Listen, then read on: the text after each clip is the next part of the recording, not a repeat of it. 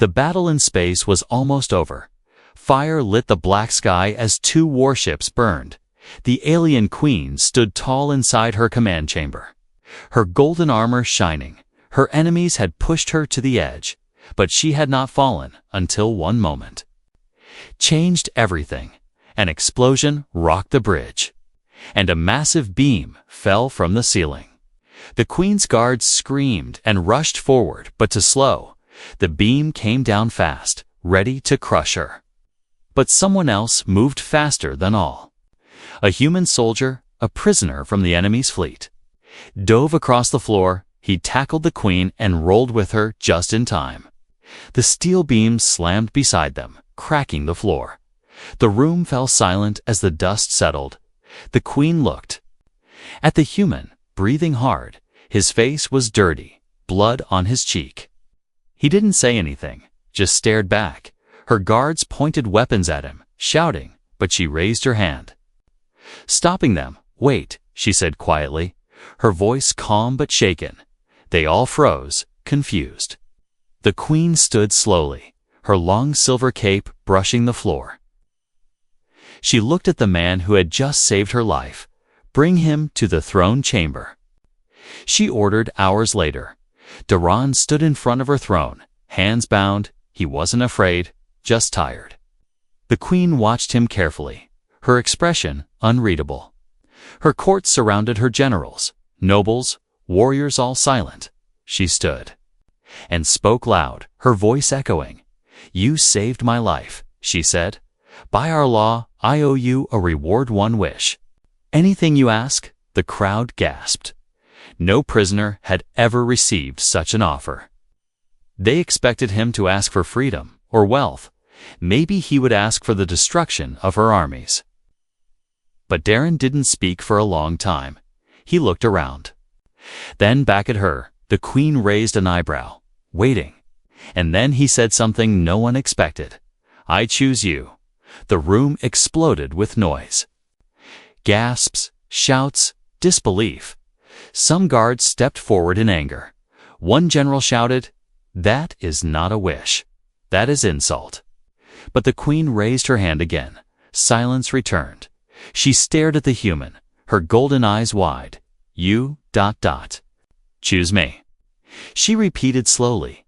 "Explain?" Darren spoke quietly. "I saw your eyes before the beam fell. They weren't the eyes of a ruler. They were the eyes of someone tired. Alone, you fight so hard, but I wonder if anyone ever fights for you." The queen didn't reply. No one had ever spoken to her like that. Not with disrespect, but with understanding. She stepped closer, slowly, her voice softer now. "You could have asked for riches, I know," he said. "You could have asked for power. I don't want it. Then why ask for me?" "Because I think you've never been chosen, only obeyed." Her heart skipped a beat. She turned away quickly. Hiding her face, her court waited, frozen. This had never happened in their history. The queen took a deep breath and faced him again. Her expression was unreadable now. "Very well," she said finally. "My promise cannot be broken. I am yours. If you still want me." Darren didn't move. "I don't want a slave or a prize," he said. "I want to know the real you." The room seemed to shrink with silence. The queen's lips trembled for just a moment, and then, with a voice that only he could hear, she whispered, "Then you shall see who I am, but beware, human. The real me has never been shown, not even to myself."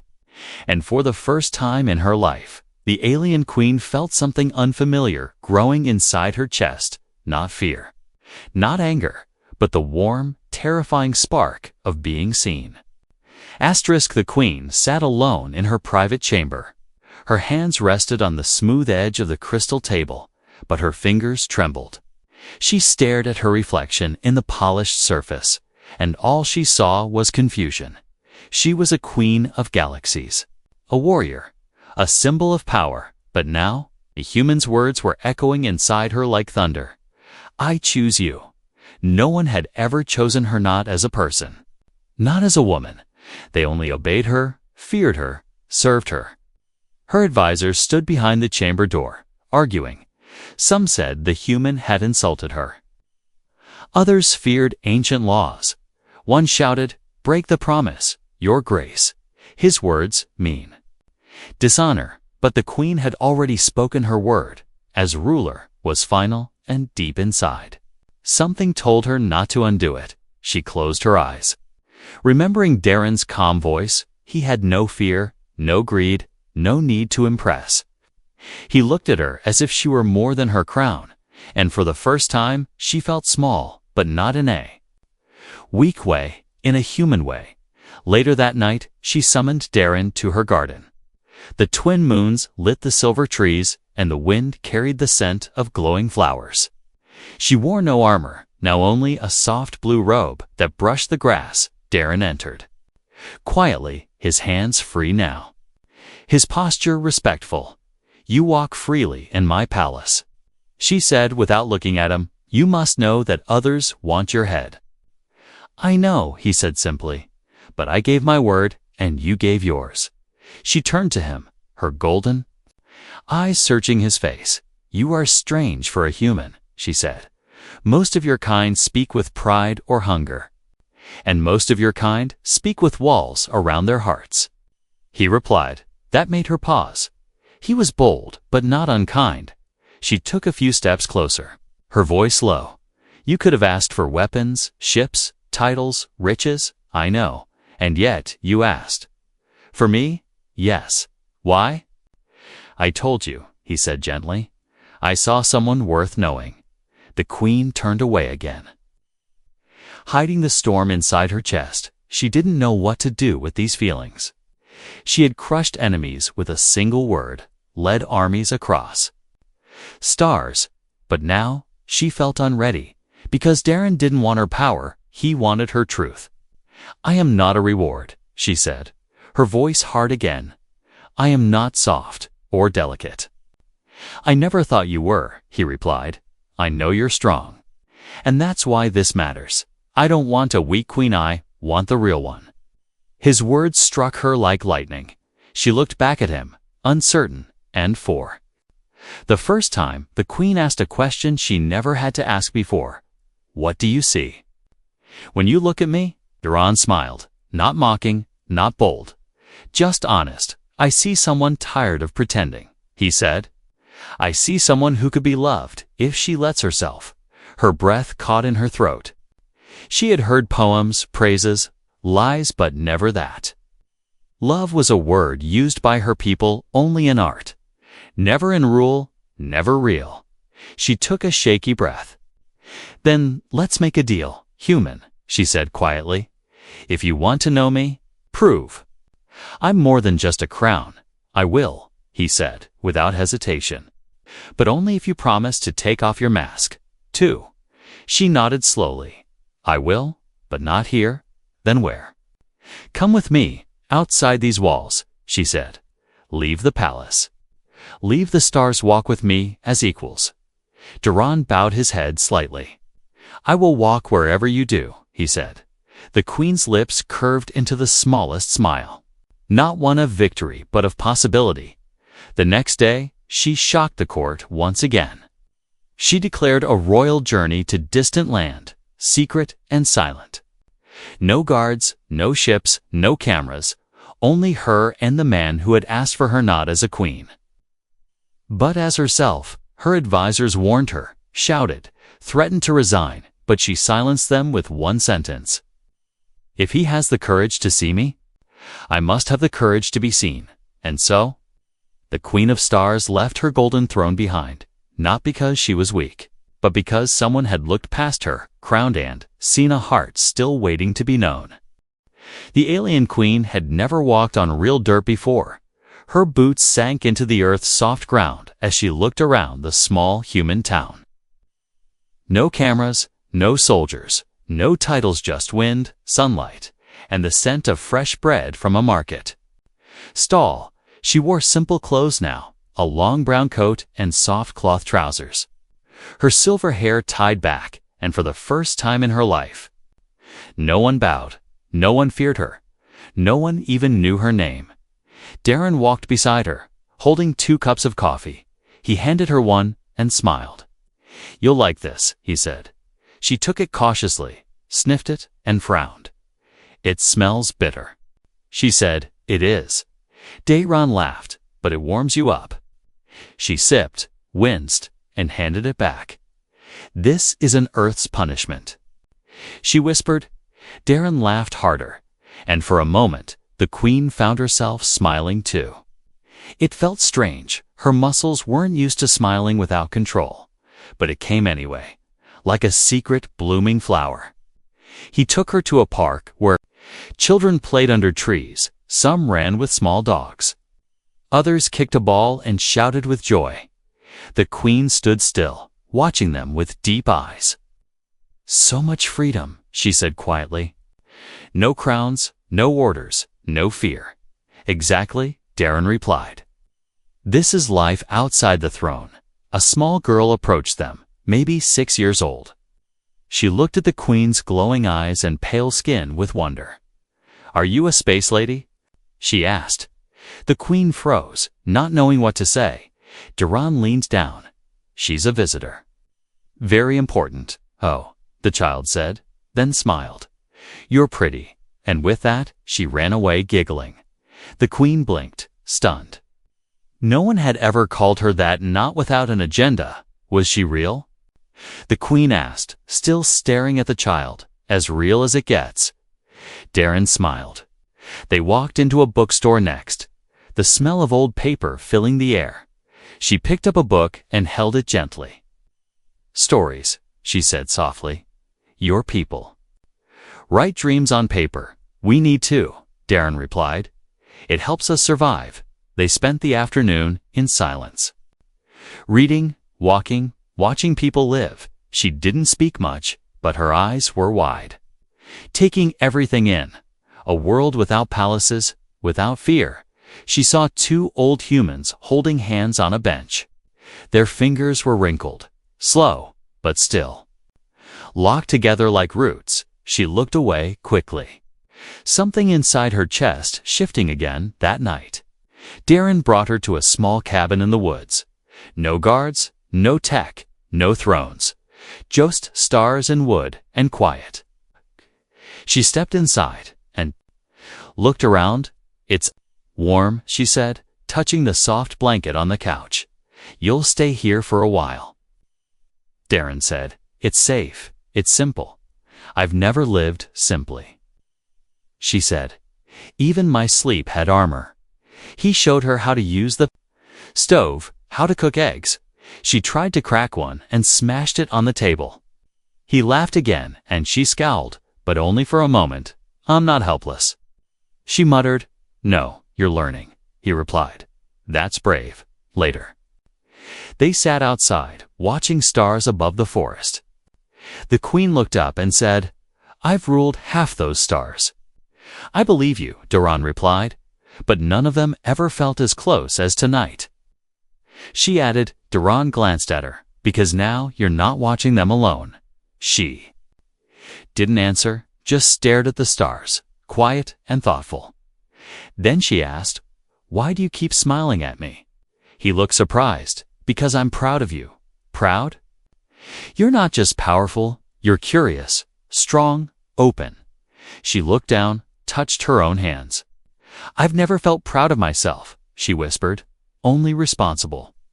They sat in silence for a long time. Then she said, "Tell me something true." Darren looked into her eyes.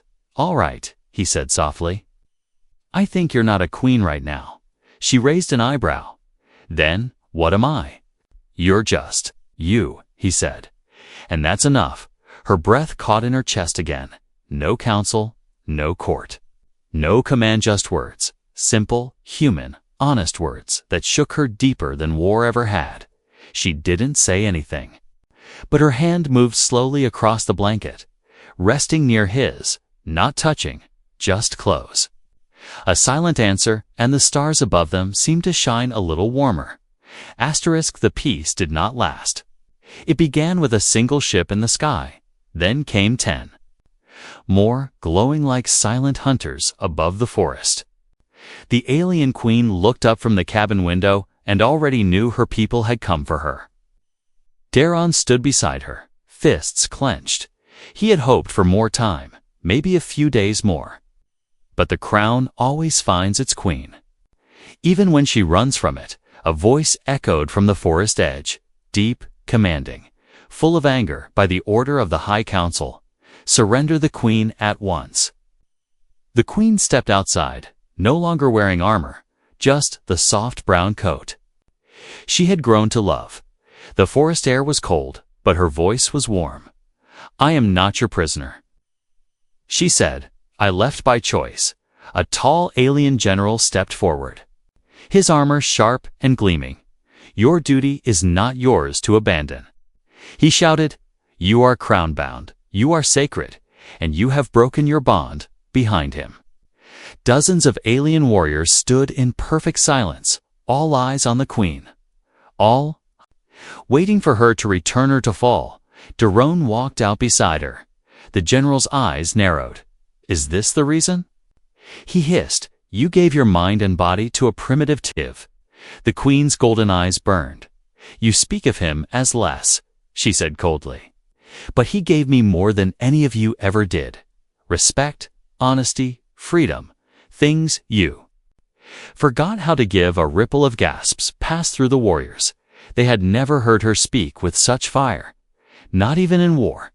The general raised his voice. "You must return, Your Grace. The council has declared your union with this human illegal. You must marry the noble chosen for you. It is final."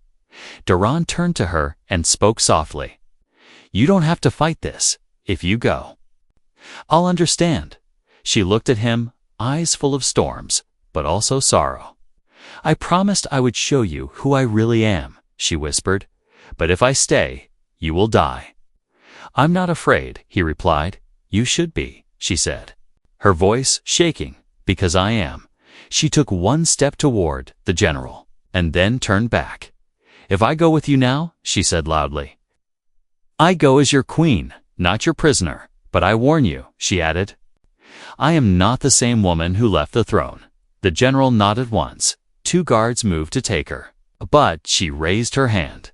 "Touch me," she warned, "and you'll lose more than honor." Kay backed away quickly, even unarmed. Her presence was sharp as lightning. She looked at Daron one last time. "I will return," she promised, "and when I do, I will not ask permission." Then she stepped into the ship. The doors closed, and the sky swallowed her. Back at the palace, everything was cold again. The walls, the words, the people. The queen walked through the halls as if they belonged to someone else. Her advisors welcomed her with fake smiles and guarded eyes. The high priest bowed and announced her official wedding ceremony, to restore balance. They said, to erase the shame. But the queen said nothing. She sat on her throne and stared at the floor. Her thoughts were not on the noble chosen for her. They were in a cabin, under stars, beside a fire, and in the voice that had once said, "You are enough." Every day, she played her part, smiling at nobles, attending meetings, wearing golden crowns. But inside, something was growing. Something wild and alive. Not anger, not fear, but choice. She began speaking to the lower ranks. The workers, the guards, the servants, asking questions no queen had ever asked. "What do you need? What do you dream of?" They were confused at first, but slowly they began to speak, and the queen began to listen. At night, she stood alone on her balcony, her fingers gripping the stone, and in her heart, a fire whispered, "I left my heart on earth, but now it will lead me back." And somewhere in the shadows of her own palace, a quiet plan began to form. Not to escape, but to rise. Not as a queen controlled by law, but as a woman who would bend stars for the one who believed. In her, the palace halls no longer felt like home. The alien queen walked through them, dressed in gold, but her heart wore shadows. She passed nobles who bowed low, but she could feel the lies behind their smiles. They whispered when she passed, called her unfit, soft, and corrupted by humans. But they didn't know what she was planning. They had no idea a storm was growing behind her eyes. Each night, she returned to her private chambers alone. And each night, she stared at the stars through her glass ceiling. Somewhere out there, Darren lived free. She wondered what he was doing. If he still thought of her, and every time she thought of his smile, her hand closed into a fist. They had taken him from her not with chains, but with their rules, and she had obeyed once. But not again. This time, she would not beg or run. This time, she would rise. Not just as a queen but as herself. She started small. She called her old friend, Commander Elrix. A loyal warrior she trusted. He entered her chamber late one night. Confused and cautious, "You wear your crown like it's a cage," he said. "Why did you summon me in secret?" "Because I need someone who remembers who I was before the throne," she replied. "And because I plan to burn down the cage." Elrix's eyes widened. "You speak rebellion," he whispered. "I speak truth," she said. "I speak love." She told him everything, about Earth, about Daron, about the wish, the cabin, the choice. Elrix listened without speaking. When she finished, he said quietly, "No one has ever made you sound alive before." Until now, they began to gather others quietly, carefully, not soldiers hungry for war, but thinkers, healers, young minds tired of old chains. They met in the shadows of the palace library. They spoke of change, of choice, of freedom too. "Love across stars," one of her handmaids, Kari, asked with tears in her eyes. "You really loved him, didn't you?" The queen nodded slowly. "I still do," she said, "and I won't lose him to fear." Meanwhile, the council prepared her marriage to the noble Lorvac, a cold man with sharper words than weapons. He spoke to her like property. "You will obey," he said one night, "because you were born to." She looked at him calmly and said, "I was born to rule, not to serve men like you." That night, she called Elrix again. "It's time," she said. "I will not be led to the altar." In silence, on the day of the ceremony. The grand hall was filled with music and power. Nobles dressed in jewels, priests holding glowing scrolls. Lorvac stood at the center in royal robes, waiting, smug and certain. And then the queen entered. But she did not wear a wedding dress. She wore battle armor ancient, black and gold, forged by her ancestors. Gasps echoed across the chamber. "What is the meaning of this?" The priest asked, trembling. The queen's voice rang like thunder. "This ceremony ends now," she said. "I will not marry Lorvac. I will not follow orders from those who worship dead laws." Lorvac stepped forward, face red with rage. "You disgrace your bloodline," he spat. "No," she said, stepping closer. "I honor it by choosing love, not fear." The guards moved to stop her. But Elrix and loyal soldiers blocked their path, weapons drawn. The room turned into chaos, half frozen, half ready to explode, and then the queen raised her hand. "Enough," she said. "If any of you still believe in what this empire wants meant, then follow me." To everyone's shock, dozens stepped forward. Younger nobles, servants, even one high priest. "I have served crowns for 300 years, the priest said. "But today, I serve a heart that dares to feel." Lorvac tried to run, but was stopped by her loyal guards. The queen looked at him one last time and said, "You ruled with fear, but fear cannot hold what love has already freed." That night, the palace didn't sleep. The stars above looked brighter, and in her chambers, the queen stood on her balcony, eyes burning with purpose. "Prepare the ship," she said to Elrix.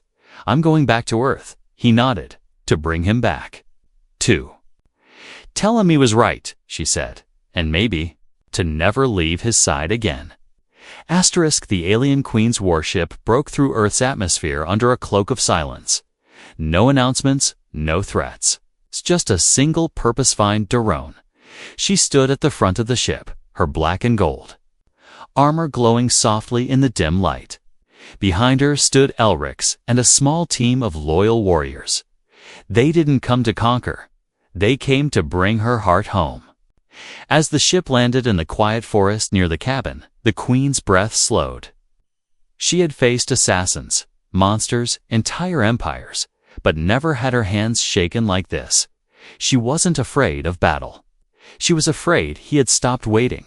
They stepped into the cold air, walking toward the cabin. But the moment they reached the clearing, everything changed. The door of the cabin was broken. The inside torn apart. Scorch marks burned across the walls. No sign of Duran, no sign of peace. Only smoke and silence. Elrix knelt down and picked up a scrap of metal alien tech. "Someone came before us," he said quietly. The Queen's voice turned sharp. "Who?" "Judging by the burn marks, our own people." Her eyes narrowed. "They took him," she whispered. "They knew I'd come back. And they took him first." She turned to her warriors. "Ready the strike ship," she ordered. "We're taking the palace, now, the sky."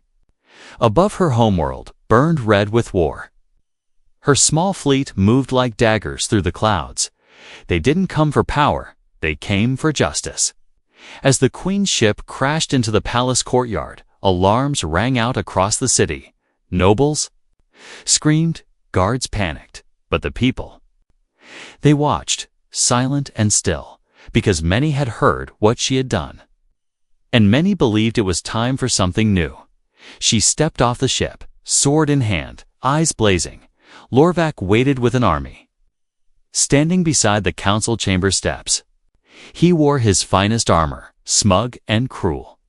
"You return in disgrace," he said. "You defy the Empire for a human who isn't even yours anymore." "He is mine," she replied, "because I chose him, and he chose me, not my crown. Not my army, just me.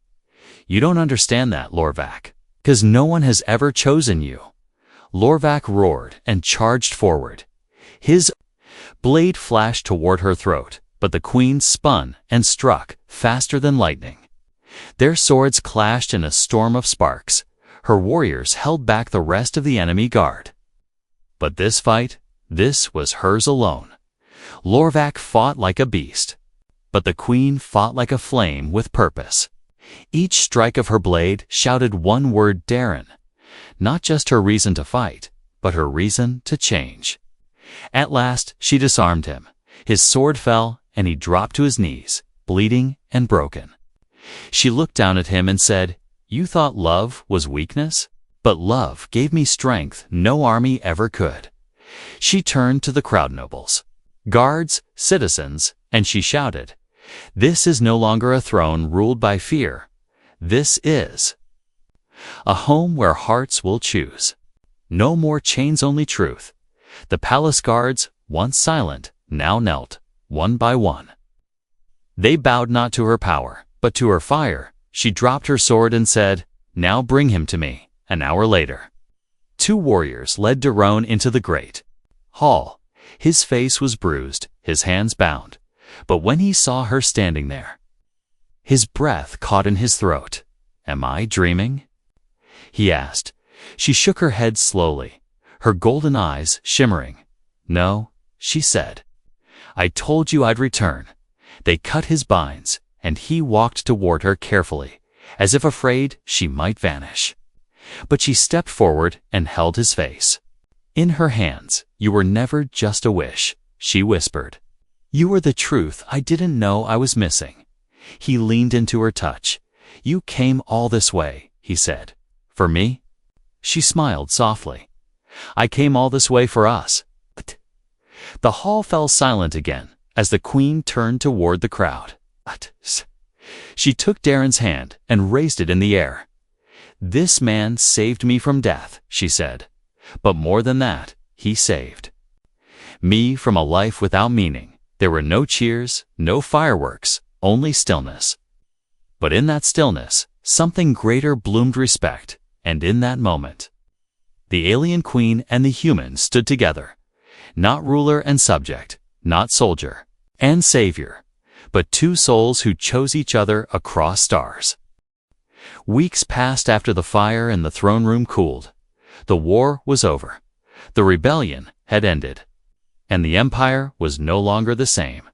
Some nobles had fled, some had bowed, but the people had stayed, because now, for the first time in generations, their queen ruled not with fear but with feeling. Darren now lived beside her, not as a prince or political figure. He didn't want those things. He only wanted her, and she only wanted him, in the royal garden, where strange blue flowers bloomed under golden suns. They often sat together in silence. The wind moved gently through the leaves, and her crown rested untouched beside her on a stone bench. "You don't wear your crown much," Darren said one day. She looked at it and smiled faintly. "I wear it when the people need a symbol," she replied. "But when I'm with you, I want to be me," he chuckled. "The real you likes to walk barefoot and steal my food," he added. She tilted her head, pretending to be offended. "Your earth pancakes are addictive," she said. "Consider it royal tribute." They both laughed. It wasn't the kind of laugh made for cameras or crowds. It was soft, messy, and real. That night, she led him to a hidden chamber in the palace. Inside was a quiet hall lit with stars from the ceiling, thousands of tiny lights, each one representing a world under her rule. "This room has been here for centuries," she whispered. "Each queen adds one new light. I never planned to add one, but now I will." She raised her hand, and a new star flickered into life. It glowed brighter than the rest, warm and golden. Darren stared at it, confused. "Which world is that?" She turned to him slowly. "That one," she said, "represents a choice. My choice. To love you openly, to rule with truth, to never forget who I became when I was with you." His throat tightened. He reached out, gently took her hand. "I didn't expect this," he said softly. "I didn't expect to matter so much to someone like you." She smiled, her eyes glowing not with power but with peace. "You didn't just matter," she whispered. "You changed everything."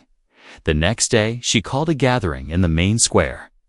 Not a war speech, not a coronation, something else. Citizens from every world gathered, waiting when she stepped onto the platform. They gasped, not because of her armor or crown, but because she was holding Darren's hand. "This is the man who asked for nothing," she said to the crowd, "and gave me everything, not because of duty, but because of love, my people. I will not hide that love." There was silence, and then applause, slow but growing. Some wept, others smiled, because they saw something greater than rule. They saw a queen who had learned to be human. Later that night, in the quiet of the garden, again, Darren had something in his hand, a small box carved from earthwood. He opened it slowly, and inside was a simple silver ring, smooth and shining under moonlight. "I don't have a throne," he said gently, "and I don't have a kingdom. But I have a heart, and it belongs to you. So, will you marry me?" The queen's breath caught. She looked at the ring, then at him. Her voice trembled. "You could have asked for anything again," she said. "Why ask to be mine?" He smiled. "Because choosing you once wasn't enough. I want to choose you every day." Tears welled in her golden eyes. She had never cried in front of anyone, not even during battles. But now they fell freely, warm and slow. And she nodded. "Yes," she whispered. "Yes. Darren, I will." She pulled him in too, her arms, and held him tightly, and as she pressed her forehead to his, she said, "You once asked for me, and it shocked my soul. But this gift you just gave me's choice means more than every crown I've ever worn." They stood in the moonlight, no guards, no advisors, no pressure. Only to hearts bound by something deeper than politics, deeper than galaxies, and her smile in that moment gentle, raw, full of love, was more priceless than any treasure in the Empire, because this time she wasn't giving a wish. She was giving her forever.